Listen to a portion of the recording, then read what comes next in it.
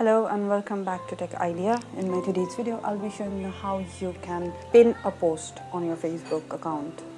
But before I proceed with my today's video, give a thumbs up to our video, comment and let us know your thoughts and queries, subscribe to our channel and hit the bell icon to get notification whenever we upload something new.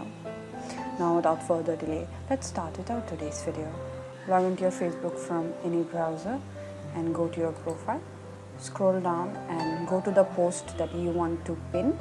Now I want to pin this post. Click on the three dot icon over here and click on pin post.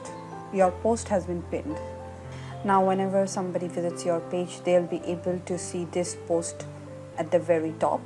As you can see, it says pinned post, and only after this they'll be able to see the other post that you have made. Even if you have any newer post that you may have made recently, they will still be able to see after the pinned post. I hope my video was informative. Please let us know by commenting below about your thoughts and queries. Subscribe to our channel and hit the bell icon to get notification whenever we upload something new.